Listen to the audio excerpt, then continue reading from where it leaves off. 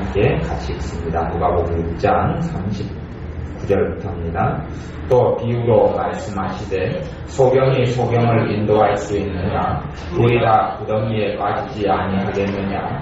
제자가 그 선생보다 높지 못하나 무릇 온전케 된 자는 그 선생과 같으리라.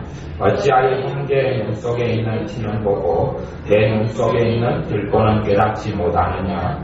너는 내 눈 속에 있는 들보를 보지 못하면서 어찌하여 형제에게 말하기를 형제여 나로 내 눈 속에 있는 티를 빼게 하라 할 수 있느냐? 외식하는 자여 먼저 내 눈 속에서 들보를 빼어라. 그 후에야 내가 밝히 보고 형제의 눈 속에 있는 티를 빼리라. 못된 열매 맺는 좋은 나무가 없고 또 좋은 열매 맺는 못된 나무가 없느니라. 나무는 각각 그 열매로 가나니 가시나무에서 무화과를 또는 찔레에서 포도를 따지 못하느니라.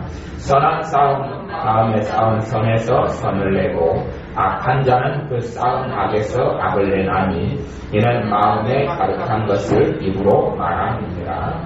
아멘. 분별력을 갖추어야 하는 시대가 지금의 시대고요. 분별한다는 것은 바르게 참고 바르게 분별한다는 것은 열매로 보고 안다, 그렇게 주님께서 이야기합니다. 그 열매로 보고 알지니라고 말씀하시고, 이게 누가복음 6장 말씀에도 43절부터 보면 못된 열매 맺는 좋은 나무가 없고 또 좋은 열매 맺는 못된 나무가 없느니라. 무엇으로 어떤 사람이 주님과 함께 동행하느냐, 주님을 기쁘시게 하는 사람이냐, 또한 주님 중심으로 살아가는 사람이냐 분별하려면 이 열매로 분별해야 하는데, 열매는 은사를 이야기하지 않습니다. 은사는 절대 열매가 아닙니다. 애언을 한다, 병을 고친다, 그건 절대 열매가 아닙니다. 또 어떤 사람이, 어떤 목사님이 탁월한 설교를 할 수 있습니다. 또 많은 사람이 그를 추종한다, 그것도 절대 열매가 아닙니다. 열매는 성품의 열매가 첫 번째, 성품의 열매. 그 사람이 주님을 닮았느냐 하는 거죠. 부모가 자기 자식인지를 확인하려면 자기 닮은 구석을 찾아내야, 자기 닮은 구석이 어딘가를 찾아내야지요. 눈썰미가 닮았든지 머리카락이 닮았든지 아니면 발가락이라도 닮았든지, 주님의 사람은 어딘가 주님을 닮아 있습니다. 그리고 주님을 많이 사랑하는 사람은 주님을 많이 닮아 있습니다. 뭐겠습니까? 성품이에요. 첫째는 성품이에요. 그래서 성령님의 9가지 열매, 그것이 첫 번째 열매의 검증 기준이죠. 성령님의 9가지 열매는 성품, 인성, 인격을 이야기합니다. 사랑, 그다음 희락, 그 삶 안에 희락, 기쁨이 있느냐 하는 거예요. 기쁨이라는 것이 우리 식으로 이야기하면 행복하느냐 그런 거예요. 행복하느냐, 그 사람이 인생을 살 때 행복하느냐, 아니면 혈기로 가득 차 있느냐, 아니면 근심과 분노로 가득 차 있느냐, 행복하느냐, 감사하고 사느냐, 그런 것이 희락에 나타나는, 기쁨에 나타나는 이런 여러 가지 열매들이에요. 또 그 사람 안에 평강이 있느냐, 그래서 문제거리가, 걱정거리가 오면 그 사람을 삼켜버리느냐, 아니면 문제가 와도 평강한 사람은 믿음이 있죠. 왜 평강합니까? 하나님이 나와 내 가정과 내 인생과 건강을 지켜주는 믿기 때문에 평강합니다. 그러니 열매로 알 수 있습니다. 이번 주에 그런 엊그저께까지 그런 생각을 하면서 좀 많이 느낀 것들이 있습니다. 어떤 걸 느끼냐 하면, 어떤 사람의 삶 속에, 특별히 은사 속에 혼잡된 것들이 들어오는 이유에 대해서 좀 많이 느끼게 되었습니다. 어떤 사람이 은사 속에 잘못된 것들이 굉장히 많이 들어와서 은사가 혼탁게 되어서 좋은 것과 쓰레기 더미가 섞여가지고 개밥도 아니고 돼지밥도 아니고 요상한 것이 만들어지는 것이 굉장히 많습니다. 예를 들어서 제가 이번 주 공기대 집회 동안에 애언사역을 했습니다. 제가 애언사역을 했어요. 정사님은 치부사역을 하고 동명 이사님이라 제가 애언사역을 계속 어느 사람마다 애언해주고 그렇게 했는데, 애언이 거의 끝나갈 즈음에 우리 전도사님에게 어떤 권사님에 대한 사랑과 연민이 왔어요. 성령님의 역사가 강하게 나타났어요. 그래서 우리 전도사님이 제가 애언하고 있는 근거리에서 한 2, 3m 떨어진 곳에서 그 권사님을 끌어안고 애언이 나왔어요.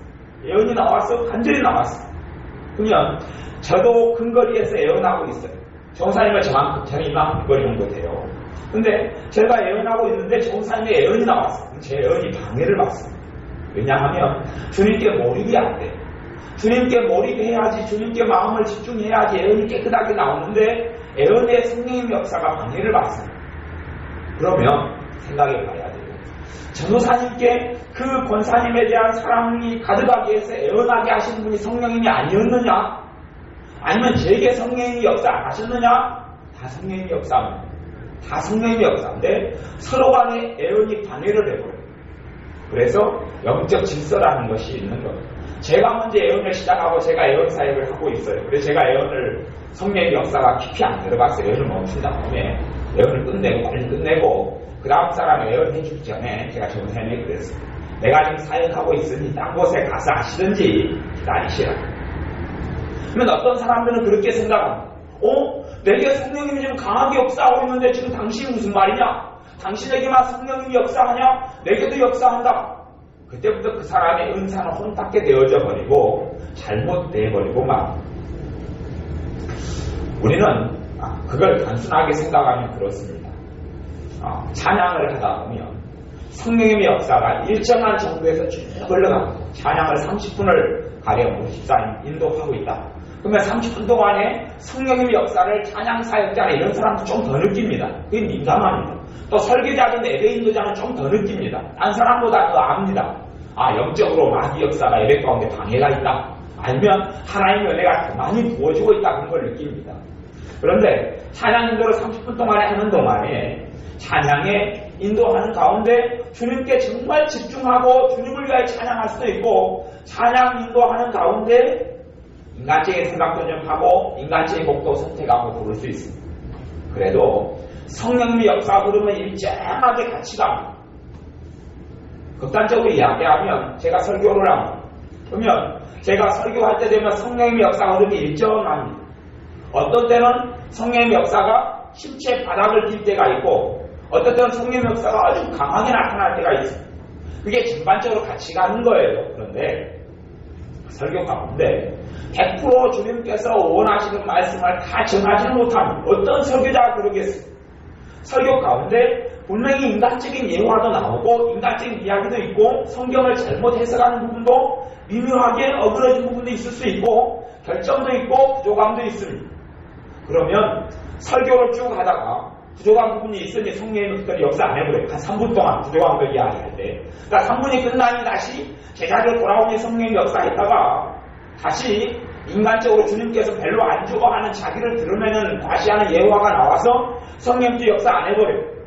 그러다가 또 제자들 방향에 있으니 성령 역사하고 그렇게 설교가 되고 성령 역사 그렇게 흘러가느냐 아니냐? 아니에요. 부족한 게 있고 인간적인 게 있고 연약한 게 있고 흠이 있어도 성령 역사 흐르면 긍휼과 자비로 쭉 함께합니다. 그런 과정 속에서 이제는 혼탁함이 들어오게 됩니다. 잘못된 것이 섞여가게 되는 거예요. 왜냐하면 자기가 잘못된 거 부족한 걸 이야기할 때도 성령이 역사하고 계시거든요. 그런 자기가 옳다고 생각해버려요. 옳다고 확신해버리는 일들이 생겨나요. 또 은사가 오면 분별력이 더 강해지기도 하고 은사가 오면 더 강한 확신이 생깁니다. 근데 성령님이 은사로 역사할 때, 애언으로 역사할 때, 아니면 여러 가지 신기한 은사들로 역사할 때 뭔가 강한 확신이 오는데 그때의 자기 생각, 자기 고정관념, 자기 독선에 대해서도 똑같은 강도로 확신이 옵니다. 똑같은 강도로 독선에 있어서 똑같은 강도로 성령 역사. 왜 그런지까지는 모르겠어요. 그런데 그 성령의 역사 흐름이 그렇게 흘러가는 가운데 자기 생각을 가질 때도 그 성령의 역사 흐름 속에서 같이 있어요. 그냥. 그렇기 때문에 자기 생각을 가지고 주님이 주신 말씀이라고 극단적으로 생각해버리고 그것이 반복될수록 은사는 남아있지만 그 사람의 독성과 악함들이 은사 속에 스며들어와서 어떻게 해야 될 줄 모르는 이상한 괴물이 만들어져 버려요. 은사도 있는데 그 안에 똥덩어리 들고 어물과 썩어진 것들이 같이 짬뽕이 돼가지고 어찌할 수 없는, 어떨 때는 너무 잘 맞히고 어떨 때는 완전히 인간적이고 악한 것이 은사를 통해서 나와버려요. 그런 사람을 잡는 방법은 사실은 뭐 여러 가지가 있기보다 하나밖에 없어요. 자기가 받은 은사를 다 버려야, 다 비워야, 비우고 자꾸 비워야지 정화가 일어나. 근데 그런 사람들 비우라 그러면 절대 안 비우고. 저도 잘못된 사람들 만나서 그렇게 대부분의 사람들은 은사가 다 짬뽕이 돼버리고 시간이 흐르면서 왜 그러냐 하면 영적인 권위를 모르기 때문에 그렇습니다. 영적인 권위 하에서 배우지 않기 때문에 그렇습니다. 자기 머리 위에 하나님 말고는 없어요. 자기 머리 위에 아무도 없어요. 하나님만 내가 믿는다 그러고 하나님도 자기 마음으로 재단하고 생각해서 그 은사가 혼탁게 되어버리고 더럽게 되어버려요. 그리고 그걸로 이제 계속 살아나가면서 그 사람은 확신하기를 나는 하나님의 뜻 안에 있습니다. 나는 하나님 뜻대로 하고 있습니다. 그러면서 자기 생각, 말 나오는 대로 뱉어내고 사람들을 저주하는 거예요. 이번 주에 그런 이야기를 꽤 많이 들었어요. 어떤 목사님들이 와서 자기 마음대로 성경에 선포하고 저주를 퍼부은 이야기를 많이 들었어요. 집사님들 데리고 와서 저주를 퍼부. 성경에 선언자라서 저주를 퍼부는데 어떤 저주냐 그러면 너는 애를 결혼해도 못 낳을 것이다. 그리고 너는 사업을 하면 망할 것이다. 그래서 사업 망했어요. 그것이 하나님께로부터 온 건 아닙니다. 다 너는 이혼할 것이다. 다 저주를 선포해요. 왜? 그 목회자 마음에 그 사람이 안 들었지요. 안 들었다고 저주를 선포해버립니다. 그러면 그 양반 뱃속에 그런 어떤 강렬한 충동과 소위 말하면 성령님이 역사하실 때 그런 감동 같은 것이 없느냐? 없어서 그 사람이 그런 게 있기 때문에 그러는 거예요. 근데 그게 성령님이 역사하는 것도 아니에요. 그렇기 때문에 많은 사람들이 착각 속에서 자기는 하나님의 뜻을 행한다고 착각 속에 살아가는 거예요. 사도 바울이기 전에 사울이었을 때에도 자기의 그 열심히 하나님 뜻이라고 생각했어요. 자기의 그 열심히 하나님의 영으로 인한 역사인지도 생각했을 겁니다. 왜요? 구약시대도 성령이 계셨기 때문에 그렇고 신약시대도 마찬가지로 오순절 이전에도 성령이 계시고 성령의 역사로 하나님의 종들이 다 일을 했기 때문에 그래요. 그런 면에서 영적 권위 속에 있지 않는 사람들은 항상 영적 질서를 어그러뜨리고 성령님의 역사가 아니라 혼잡게 되는 마귀 역사가 스며들고 교만의 여지가 있는 사람들이 교만을 통하여서 자기의 우월감, 자기의 생각, 독선을 주장하고 흘러가는 거예요. 그래서 제가 전에도 그런 제 이야기를 몇 번을 한 적이 있는데 어떤 이야기냐면요. 제가 성령의 역사가 아주 강력할 때 똑같이 저도 충동되지는 않고 어떤 말에 대해서 확신이 나타나요. 성령의 역사를 통한 확신이 나타나요. 제가 믿기로는. 그래서 그것이 있을 때에 제가 성령 역사가 약할 때 실수를 많이 하느냐 살아오면서 굉장히 강했을 때 실수를 많이 하는지 강할 때 실수를 많이 하는 그것이 5년 이상을 그렇게 했어요. 지금은 별로 이제 그런 부분에 있어 제가 성령 역사까지 강할 때는 저가 제 자신을 경계합니다. 저가 제 자신을 조심합니다. 근데 제게 성령 역사 아주 강할 때 성령 역사가 강력하지만 거꾸로 제 인간 역사도 아주 강력해요. 그런데 저는 생각합니다. 성령의 역사 강할 때 같이 쭉 강합니다. 강한데 거기에서 내 육체의 이 본성으로 인해서 죄된 생각, 내 가치관, 내 것이 막 튀어나오는데 저는 그게 성령의 역사인 줄 생각합니다. 그래서 선포하고 이야기할 때들이 있었어요. 그리고 결과를 뚜껑을 까놓고 보니 잘못된 거예요. 시간이 흐르면 증명이 되지요. 그러니 사실은 제가 제 자신의 그런 경험을 5년 이상을 한 다음에 그리고 제가 성령의 역사 아주 강할 때 되면 우리 이봉 교사님은 저의 영적인 걸 느낍니다. 그래서 저에 대해서 불안감을 느낍니다. 이 양반이 사고를 칠 수 있다. 그런 불안감을. 그래서 제가 5년 이상을 그걸 안게 두었어요. 지금은 그런데 그런 부분이 이제 제가 제 자신을 좀 알고 훈련되고 컨트롤되고 성령의 은혜와 역사로 제 자신의 경계하고 오히려 성령의 역사가 약할 때는 별로 안 틀리는데 굉장히 강할 때가 틀리기가 쉽습니다. 왜요? 혼탁한 부분이 끼어들어 있었다는 이야기. 그러니 사실은 어떤 사람이 주님의 사람이냐 그래서 너희가 다 영들을 믿지 말고 그 영이 하나님께 속하였나 시험하라. 뭘로 시험합니까? 그 시험할 수 있는 것은 다른 게 없습니다. 은사 테스트? 아니요. 은사는 하나님의 선물로 온 겁니다. 방은 은사 누가 잘나고 믿음대로 살았기 때문에 방은 주고 누구는 개망나이같이 살았기 때문에 방은 은사에 절대 회개할 때까지는 안 주고 그런 게 아닙니다. 그래서 착하고 신실하게 살고 바르게 산 사람들이 방언을 못 받고 방언을 지금도 사모하는 사람들이 얼마나 많습니까? 그런 집회 가운데서도 믿음 생활 잘한 분들이 방언을 못 받아가지고 이번에도 방언받은 일들이 여러 번이 있었습니다. 왜요? 주님을 잘 믿는데 방언을 받는 것은 믿음이 필요하고 믿음의 발걸음 도전이 필요한데 그 걸음을 안 뛴 거지. 그의 삶 속에는 주님의 은혜가 있고 주님을 닮은 신앙의 인격이 있어요. 근데 주님을 닮은 인격이 없어도 또한 인자 갓 알코올 중독자가 예수를 영접하고 믿어도 방언이 임합니다. 행동 거짓 때문에 은사가 임하는 건 아니에요.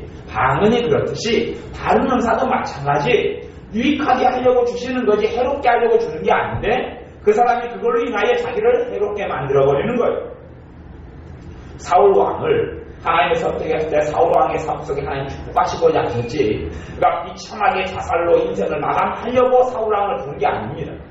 오히려 뒤에 결과를 놓고 본다면 사울 왕이 안 됐고 그냥 한 가문의 아들로 그냥 살다가 죽었으면 더 비참하지는 않았을 거예요. 그건 근데 뒤엔 일이고 하나님의 사울 왕을 부른 것은 사울 왕에게 은혜와 축복을 주시고 사울 왕만이 아니라 사울 왕을 통해서 이스라엘에게 복을 주시기 위함이에요.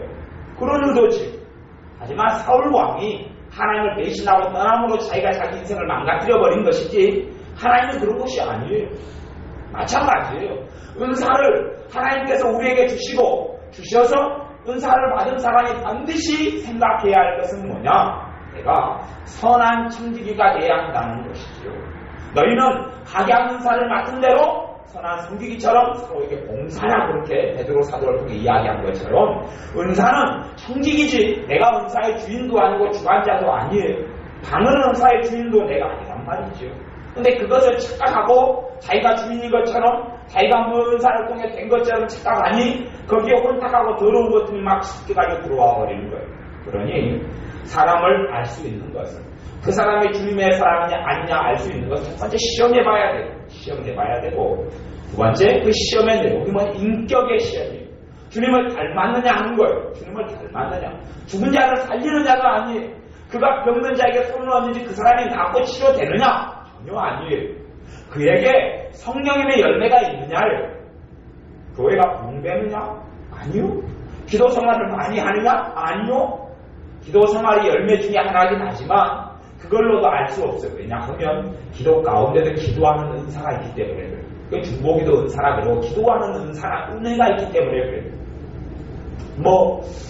우리 교회에도 새벽 4시나 아니면은 또 아침 8시나 되면은 교회를 안 다니는 어떤 택시 기사분이 와서 50 몇 살 된 기사분이 와서 자주 기도하고 갑니다. 왜냐하면 그분은 예수를 믿었는데 신앙생활을 안 하고 교회 생활을 안 하고 자기 마누라가 그걸 반대할 때는 안 하고 우리 교회에 한두 번 나왔다가 바이바이. 그런데 기도하는 은사가 임했어요. 은혜가 임했어요. 근데 답답하고 힘들 때 성령님께서 기도를 하도록 이끄십니까? 아침이나 오전이나 자주 올 때는 이렇게 두세 번, 잘 안 올 때는 한 달에 한두 번 그렇게 와서 지난번에는 새벽 4시에 왔더라고요. 4시에 와서 기도하고 있는 거예요. 기도의 은사가 임하니 솔직히 기도를 저보다 훨씬 잘합니다.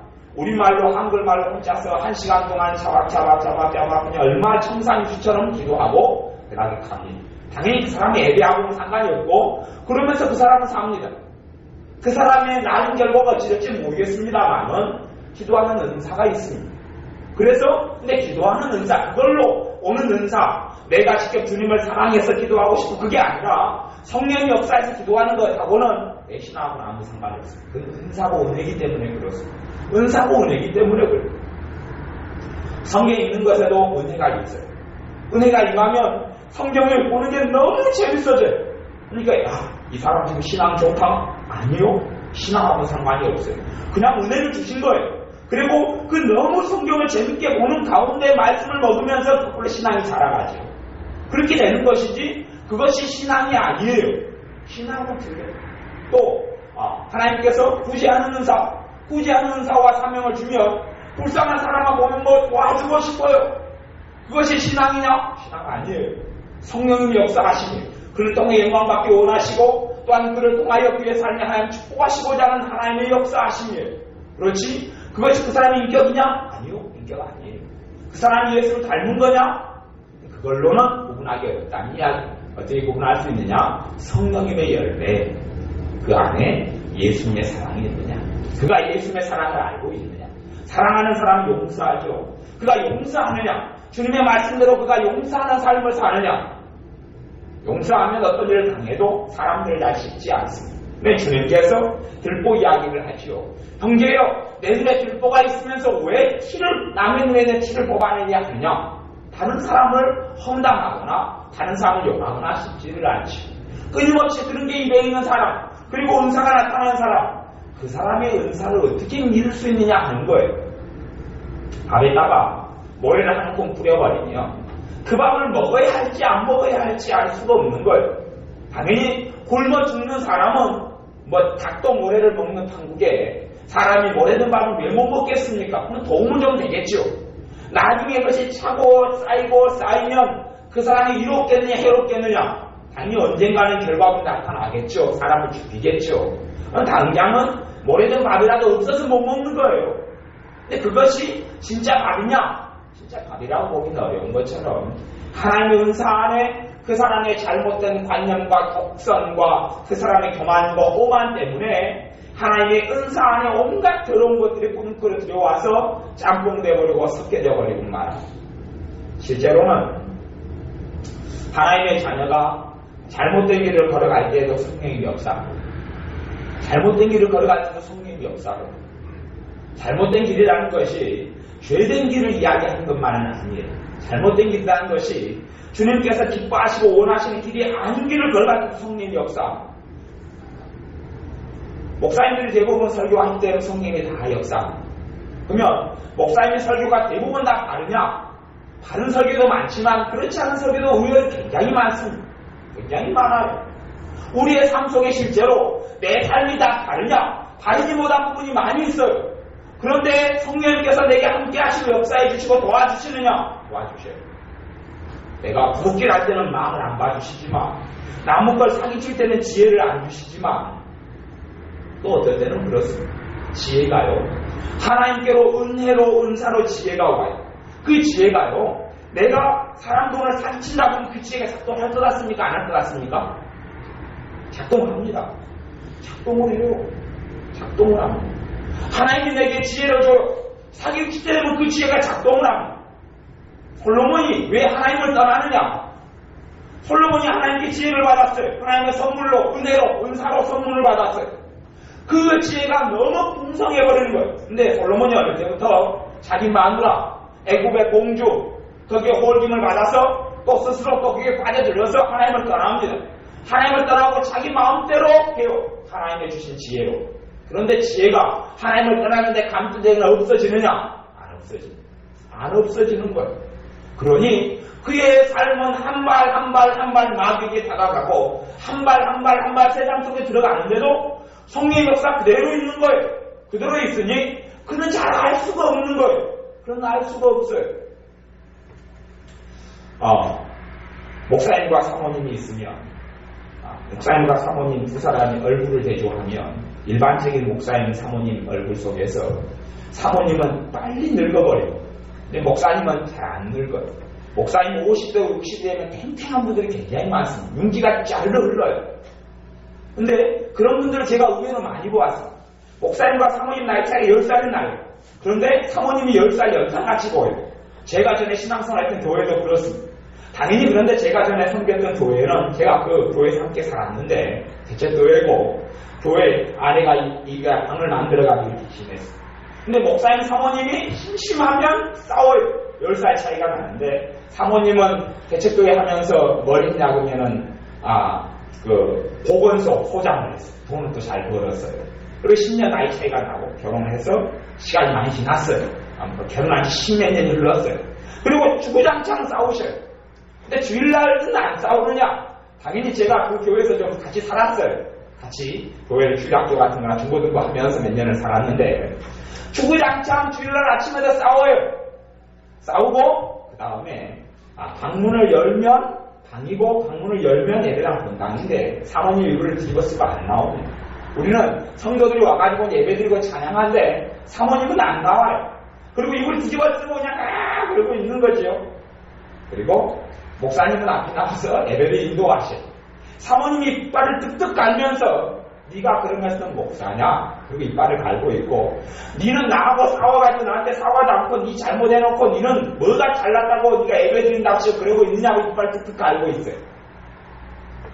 제가 왜 사모님의 얼굴을 쭈그러기 들고 목사님 얼굴 팽팽해지는 그 이유 중에 하나를 설명하는 겁니다. 목사님은 자기가 지은 죄를 알아요. 내 죄가 너 죄를 너가 알겠다 그러듯이 자기가 주의 종으로서 하나님의 사람으로서 좀 참고 인내하고 용납해줘야 되는데 똑같이 으르렁거리고 싸운 걸 알아요. 그러니 목사님은 그렇게 생각합니다. 내가 예배를 인도하고 찬양을 하고 설교를 하면 성령이 전혀 역사 안 할 거라고 생각해요. 그런데 실제로 예배를 인도하고 찬양을 했더니 성령은 더 위로로 평안으로 사랑으로 기도를 많이 했을 때하고 그리고 예배 드릴 때하고 기도를 하나도 안 하고 그렇게 싸우고 난 다음에 예배 인도할 때하고 성령의 역사가 은밀한 것을 느낍니다. 목사님 비슷하죠? 그렇지? 사실 저 경험입니까? 실제로 찬양 인도할 때 집사님 부부가 한바탕 하고 찬양 인도할 때도 성령의 역사가 동일하죠? 오히려 어떨 때는 더 강한 때도 있죠? 아니 실제로 그러지요? 실제로 그래요. 그러면서 주님의 사랑이 뭔지를 이 찬양 인도자가 설교자가 이 목사님이 압니다. 내가 이렇게 죄인이고 내가 이렇게 부족한데도 성령이 이렇게 계속 역사하시는구나. 이렇게 역사하시네? 그러면서 거기서 직접 회개합니다. 예배드리면서 나 같은 부족한 걸 살아계시니 감사합니다. 그리고 사모님이 입을 뒤집어쓰고 죄만 계속 짓고 있어요. 이 사람은 설교하고 예배드리면서 회개가 다 됩니다. 주님의 복음이 너무 위대하군요. 그리고 깨닫습니다. 근데 저 양반 사모님 입을 뒤집어쓰고 왜 똑같이 잘못했는데 저 양반 뒤집어쓰고 거기서 판단하고 정죄하고 있습니다. 지가 뭐라고 치고 나하고 싸웠으면 나랑 같이 입을 뒤집어쓰고 있든지 예배를 안 드려야지. 회개하면서 있어야지. 지가 뭘 잘났다고 예배인다고 찬양인다고 예배를 드리냐 그럼 아니면 다른 사모님처럼 입을 안 뒤집어쓰고 예배당에 앉아있죠. 여 뒷자리에 앉아서 눈을 쫙 꼬라보고 있죠. 지가 뭔데 찬양을 인도하고 그러고 있느냐 그러죠. 근데 이 목사님은 자기도 그냥 주름 들어가지고 막 기도하는데 성령의 역사가 강하고 은혜가 더 큰 거예요. 설교 때 더 강한 성령의 역사가 나타나는 거고 성령께 자기를 더 많이 사용하시는 거예요. 주님의 은혜가 더 강하게 오는 거예요. 그러니 그걸 경험한 사람은 어쩔 줄을 모르는 거예요. 사실은 주님의 은혜는 믿음으로 체험하는 거예요. 믿음으로 체험하는 거예요. 내가 자신만만했어요. 기도도 많이 했어요. 그리고 헌금도 좀 하고 작경 기도도 하고 열심히 성경도 많이 보았어요. 성경도 많이 연구했어요. 제가 이제 목사로서 하는 이야기입니다. 그렇게 한 다음에 자신이 있어요. 예배 때 되면 성령님이 내가 기도를 안 깨고 난 2배, 3배 많이 했고 더 많이 신실하게 주님의 일을 잘 했으니 예배 드릴 때 되면 성령님은 놀랍게 역사시켜 기대를 합니다. 어쩌냐면 주님 더 역사. 왜냐하면 네가 복음이라고 네가 해봐라. 내가 그런데 내가 부족하고 무능하고 어리석은데 주님 의지하고 있을 때는 더 큰 은혜의 역사가 나타납니다. 우리의 삶이 똑같습니다. 내가 믿음으로 하나님의 은혜를 누리는 것이, 내가 믿음을 통해서 하나님의 은혜 속에 들어오는 것이, 내가 믿음을 통하여 하나님의 은혜의 역사를 체험합니다. 매일의 삶 속에 그렇습니다. 내가 기도를 사실은 많이 해서가 아니라 기도는 당연히 은혜의 통로가 맞습니다. 신학적으로 은혜의 방편, 축복의 방편이 맞습니다. 기도가 말씀이 그러지요. 근데 실상 기도를 많이 해서가 아니라 하나님이 나를 사랑하셔서 그렇습니다. 그걸 믿음으로 받아들이는 것이 기도의 시간입니다. 그러니 어떤 사람은 우리가 기도의 양대로 1시간에 기도하면 축복을 많이 받고 1분을 기도하면 적게 받을 것 같지만 거꾸로 된 일도 굉장히 많이 일어난다는 사실입니다. 이상하지 않습니까? 최소한 1시간 기도하는 사람하고 1분 기도하는 사람하고 하나님이 공평하신 하나님이라면 1시간 기도하는 사람의 은혜를 이만큼 줘야 되고 1분 기도하는 사람한테 이만큼 줘야 되는데 왜 어쨌든 거꾸로 바뀌느냐 하는 겁니다. 1시간 기도하는 사람한테 은혜를 이만큼 주고 1분 기도하는 사람한테 요만큼 주는 일이 벌어집니다. 왜 그러냐 하면 그의 믿음 때문에 그렇습니다. 그가 주님을 잘 모르는 사람은 자기 기도 시간으로 하나님하고 어떻게 결판을 보려 그럽니다. 하지만 복음이 뭔지를 아는 사람, 주님의 사랑이 뭔지를 아는 사람, 은혜가 뭔지를 아는 사람, 그걸로 결판될 수 없다는 거라. 그리고 주님의 사랑이 의탁합니다. 주님의 복음에 의탁합니다. 주님의 날 사랑하심, 주님이 나와 함께 하심, 주님의 능력의 말씀, 진리의 말씀에 내 자신을 의탁합니다. 주님의 자기의 나를 넘김. 그러니 사실은 1분도 되지 않아서 주님의 큰 위로와 평강이 함께 오고 도우심을 누리게 됩니다. 이 많은 사람들이 주님을 자기 기도를 통해 바꿀 수 있을 줄을 생각합니다. 이 기도로 주님을 바꾸지는 못합니다. 왜요? 주님은 우리에 대하여 자비하시고 우리에 대해 긍휼하시고 우리를 축복하실 마음이 가득하신 분이 바뀌는 게 아니에요. 바뀐다면 나를 확정 사랑할 준비가 되어 있는 그분이 나를 미워할 준비로 바뀐다는 이야기입니까? 그건 그런 게 아니지요. 그래서 우리의 삶 가운데 그런 주님을 알아가면 알아갈수록 주님을 알수록 내 삶 속에 성령의 열매가 나타나고 본격적으로 주님을 닮게 된다는 이야기.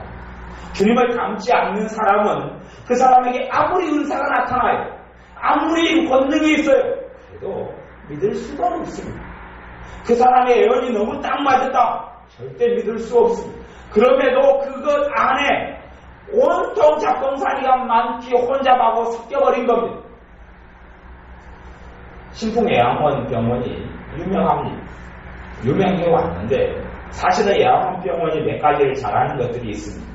하나는 이 다리 수술 같은 걸 잘하면, 특별히 관절 수술 같은 거 이런 것을 잘하면, 허리도 그렇고 관절도 그런 수술을 잘하면, 또 하나는 무좀을 잘 고치, 무좀약이 독하고 세게 잘 고쳐요.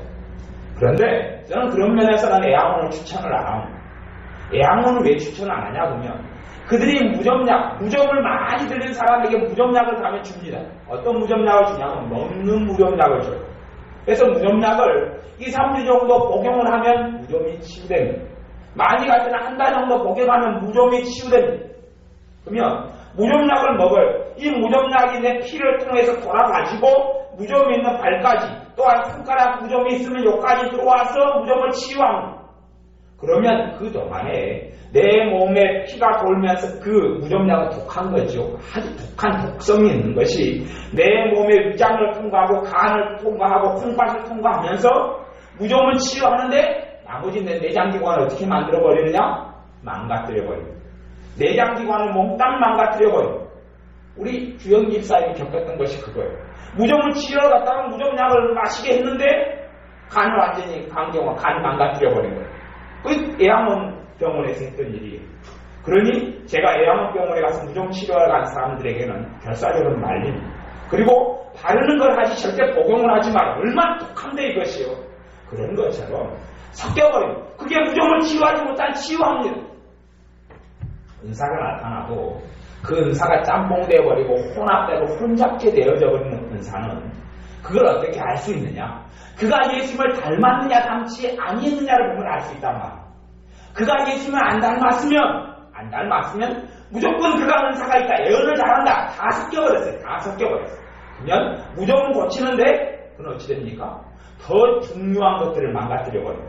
더 중요한 내장을 망가뜨리고 심장을 망가뜨리고 간을 망가뜨리고 그 사람을 죽여버려요. 그것이 섞인 은사가 하는 일입니다. 어떤 은사를 통하여 어느 집에 이사를 가야 되겠습니까? 그것을 알아맞히기도 하지요. 좋은 이사갈 곳을 알아맞히지요. 대신 그 사람의 영혼을 황폐화시켜버리고 그걸 통하여 그가 주님을 못 만나게 만들어버리고 사람에게 이용을 당하는 이상한 자를 이끌어들여버려요. 그러니 우리가 은사를 보고 믿을 수 있는 것이 아닙니다. 은사를 보고 믿는 것이 아니라 그 사람의 열매를 보고 믿을 수 있어야 합니다. 못된 열매 맺는 좋은 나무가 없고 또 좋은 열매 맺는 못된 나무가 없느니라. 그의 삶에 맺히는 열매가 어떤 열매냐는 것이지요. 성령님의 열매는, 인격적인 열매는 다른 사람과의 관계를 또한 봐야 합니다. 그렇죠. 그 열매가 당연히 다른 사람과의 관계, 이웃과의 관계, 동료와의 관계 속에 나타나는 그 관계 속에서 이제 용서하느냐, 미워하느냐, 시기하느냐, 질투하느냐, 때론 내가 좀 손해보면서 다른 사람들 잘 되기를 원하느냐, 그것이 거기에서 열매가 나타나는 거예요. 무화과 나무에 뭘 보고 무화과 나무인 줄 압니까? 그 정상적으로 되는 무화과 나무인지 옳지 않습니까? 무화 열매를 봐야 알지. 포도나무가 포도 열매를 봐야 알지. 여러분이 가시나무를 심어놓고 여러분 잡초를 심어놓고 거기에 벼이삭이 나기를 40일 금식기도를 해보십시오. 벼이삭이 날까? 벼이삭 안 나옵니다. 여러분이 가시나무에서 거기에서 포도를 따먹기 위해서 여러분이 걸음을 10년 동안 줘보십시오. 가시나무에 10년 동안 걸음 준다 해서 여러분은 절대 가시나무에서 나는 포도를 먹을 수 없습니다. 그러므로 주님께서 말씀하시듯이 우리는 어떤 사람의 열매를 보아야, 그리고 또한 우리의 삶에도 열매가 있어야, 내 삶 속에서 주님을 닮은 열매가 있어야, 주님을 닮은 열매가 있을 때에 내게 나타나는 하나님께서 교회를 유익하게 하고 나를 유익하게 하려고 주시는 은혜들이 제대로 작동하게 됩니다. 제대로 작동할 뿐만 아니라 안전하게 됩니다. 그러니 어떤 사람들이 이 불법을 행하는 자들아 나를 떠나가라, 주님께서 말한 사람이 범주에 안 들어가게 됩니다. 주님의 사람일수록 실제로는 은사와 능력이 반드시 나타나야. 왜요? 너희는 위로부터 능력을 키울 때까지 이 성에 유하라 말씀한 대로 성령의 권능과 권세와 은사가 아니고서는 하나님을 영화롭게 할 능력이 없습니다. 내 지혜로 어떻게 사람을 변화시킨단 말입니다. 내 생각과 지식으로 어떻게 사람을 돕는단 말입니다. 이게 하나님과 관계 죄의 문제가 얽혀 들어가기 때문에 이건 주님이 십자가가 아니면, 십자가의 도가 아니면, 십자가의 도가 구원은 우리에게는 하나님의 능력이 됩니다. 하나님의 능력이 십자가의 복음, 십자가의 도가 아니면 사람을 살릴 수 있는 건 아무것도 없습니다. 주님의 사랑이 아니면, 주님의 용서가 아니면, 주님의 이름이 아니면, 주님의 복음이 아니면 사람을 살릴 수 없습니다. 당장에는 이롭게 하는 것처럼 보이지만 그와 하나님 사이로 화평케 할 수 있는 것이 없습니다. 화평케 하는 것은 예수 그리스도의 피 묻은 복음밖에 없고 그분의 자비하심과 그분의 용서하심과 그분의 사랑 외에는 없습니다. 그러니 우리의 삶 가운데 정말 가장 중요한 것은 어떤 사람을 잠깐 한 시간을 위로하는 것도 아니고 마사지를 해서 몸의 피로를 잠깐 풀어주는 것도 아니고 그가 주님을 만나고 은혜 깊게 되는 것입니다. 그가 그래서 주님을 알고 닮아가는 것입니다. 우리의 삶 가운데 우리가 온전히 두렵고 떨림으로 구원을 이루고 주님과 함께 동행하고 살아가려면 내가 나를 그렇게 살펴보아야, 다른 사람도 마찬가지로 그렇지요. 내게 주님을 닮은 것이 있느냐, 내게 주님을 닮은 것이 있느냐, 내가 주님을 닮고 있느냐. 그래서 제가 기도의 은사들을 가진 사람을 보면 한 사람이 참 많은 걸 많이 봐왔습니다. 기도를 하루에 3시간씩 합니다. 5시간씩 합니다. 그런 사람들이 무척 많습니다. 왜? 기도의 은사가 임하면 기도하기가 쉬워집니다. 기도의 은사가 임하면 기도하는 것이 재밌습니다. 왜요? 기도할 때 되면 성령이 역사하고 기도할 때 되면 도와집니다. 기도의 은사가 오면 그렇습니다. 그런데 그런 사람들이 기도를 너무 재미나게 잘합니다. 그리고 생각하기를 자기의 신앙 수준으로 생각합니다. 그러면서 교만해지고 악해지지. 그리고 그 사람들은 자기의 삶에 큰 문제가 없다고 생각하고 자기는 주님을 많이 안다고 생각합니다. 그러니 실제로 기도의 은사를 받은 사람들 가운데 시기와 질투가 많고 서로 잘난 것을 더 많이 자랑하고 서로 더 판단하고 비판하고 정죄하고 그런 것들이 많습니다. 그래서 교회 같은 데도, 큰 교회 같은 데 가면 권사님들이 모인 모임을 권사회가 아니고 사실 악당회라고 해요. 악당들이 모인 회라고 해요. 장로님들이 모인 데를 장로회가 아니라 요상한 하여튼 괴물들이 모인 그런 모임이 되는 것처럼 권사님들 같은 경우 여자분들 가운데 신앙 연수가 있고 믿음이 좋고 기도생활 잘하고 또 신방 잘하고 이런 분들을 권사님으로 모시는데 실제로는 그런 분들이 아니라 이 안에 판단과 시기와 질투가 가득한 사람들이 모여서 서로 간에 판단하고 정죄하고 비난하고 서로 아무나 갖다가 씹어대기를 아주 마음에 양심의 꺼리낌도 없이 씹어대기를 끊임없이 하고 그리고 저녁에 되면 교회에 모여서 기도 생활합니다. 기도하면서 주무십니다. 그리고 만나서 이야기를 들어보면 끊임없이 다른 집사, 다른 장로, 목사님을 씹어대기를 끊임없이 합니다. 또 저녁 되면 또 기도회로 보입니다. 그리고 기도하다가 주무십니다. 제가 그런 양반들을 볼 때 이런 양반들이 완전 제정신이 있는 사람들인가? 왜요? 기도의 은사가 작용해서 기도할 뿐이지 기도를 통해 주님을 만나지 않기 때문에 그렇습니다. 기도를 통해 주님을 만나는 사람이 기도 끝난 다음에 씹어대고 기도하기 전에 씹어대고 그렇게 판단하고 정죄할 일은 없기 때문에 그렇습니다. 그러니 열매는 우리가 주님을 닮는 것입니다. 그것이 주님께서 우리에게 주시는 최상의 축복이 거기에서 나타날 겁니다. 그러니 우리가 다 그리스도를 믿는 것과 아는 일이 하나가 되어 그리스도의 장성한 분량에 충만한 데까지 이르리니 주님을 닮는 것 아니야. 주님을 닮는 것, 내가 하나님의 형상을 회복해가는 것, 실질적인 삶 속에 주님을 닮는 것, 그것이 우리가 가질 하나님께 드릴 최상의 예배고 예물입니다. 그것이 있는 사람은 무명한 자 같으나 주님 앞에는 유명한 자가 되어질 것. 주님을 얼마나 닮았느냐죠. 분명 사실은 천국은 예수 믿는 사람이다. 그 믿는 것을 정의할 때 저는 어떤 면에서 닮는 것이다 그렇게 정의할 수 있다고 봅니다. 왜 천국에 어떤 사람이 가느냐? 예수님 자식이 가죠. 예수님 자식은 어떤 사람이냐? 예수님 닮는 사람이 예수님 자식. 누구는 많이 닮았을 수도 있고 누구는 그냥 아주 그냥 똑같이 생겼을 수도 있고. 제가 아는 어떤 분은 나이가 40이 넘어서 얘를 큰아들을 봤는데 그분은 굉장히 못생겼어요. 못생긴 게 아니라 어떻게 얼굴이 저런 얼굴이 어떻게 엄마가 뱃속에서 쪼물락거렸길래 저분 같은 얼굴이 나올 수 있는지 좀 그것이 상상이 안 될 정도의 어떤 얼굴이 어떤 몸도 이 비례대칭이 잘 안 맞습니다. 키도 굉장히 큰데 뭐 비례대칭이 안 맞고 얼굴도 비례대칭이 안 맞는데 키가 크고 건장한데 얼굴이 둥글둥글합니다. 이게 좀 모양이 좀 이상하고 둥글둥글한데 전체를 둥글둥글하는 모양이 되면 좋은데 왜 얼굴은 둥글둥글하면서 얼굴은 이렇게 울퉁불퉁한지는 모르겠어요. 그렇게 생겼는데 자식을 40살 넘어서 낳았는데 똑같은 자식을 낳았어요. 그러니 그분이 직장을 갈 때도 사실은 그분이 신학교로 같이 다니 신학 전도사님 신대원 다녔는데 애를 안고 신학교로 신대원으로 오는 거예요. 안고 그래 제가 볼 때마다 야 부모빠 어떻게 이렇게 생길 수가 있고 자식도 어떻게 똑같냐 그러면서 그 걔를 안고 신학대학원에서 앉아서 전도사님 수업을 듣는 거예요. 지혜가 너무 무슨 사정이 더 있겠죠. 근데 지혜가 너무 사랑스러워 이쁘니까 보면서 뛰기 싫은 거예요. 마음에서 나온 너무 이쁜 거예요. 저는 아마 그 아이 같으면 자기 아빠 그 전도사님을 아는 사람 같은 그 아이를 보면 정확히 알 겁니다. 네 누구 자식이지? 전에 우리 선전사님이 아파가지고 병원 옷을 입고 시내를 활보한 적이 있습니다. 어떤 사람이 저를 만나서 묻더라고요. 분명히 병원 앞에서 누굴 봤는데 네가 어찌 자식이 아니었냐? 묻는 거예요. 선전사님을 전혀 한 번도 본 사람이 아닙니다. 근데 네가 어찌 자식이 저희 아버지가 돌아가신 지가 30년이 가까이 되잖아요. 네가 어찌 자식이 하나 돌아다니는 것 같았어. 전남병원 앞에서 병원 옷을 입고 돌아다니게. 선전사님 그때 PC방을 이제 병원복 입고 뭘 빨리 나와서 간 모양이에요. 그때 본 모양이에요. 어때 네가 어찌 자식을 하나 봤어. 저한테 이야기하는 거예요. 예. 지금 우리 아버지 자식이 하나 전남병원에 입원해 있는 게 맞습니다. 이렇게 교통사고 나가지고 입원해 있었거든요. 그러니 정확히 알죠. 닮았으니까. 닮때면 할 수 없는 거지요. 우리가 정말 주님의 사람이면 주님께서 우리를 그걸 보고 알아맞히시는 것. 하나님은 전능하신 우리를 다 압니다. 다 아는데 성경에는 그런 이야기를 합니다. 너희가 하나님께 알리워졌고 너희도 하나님을 아는 자가 되었거늘 그럼.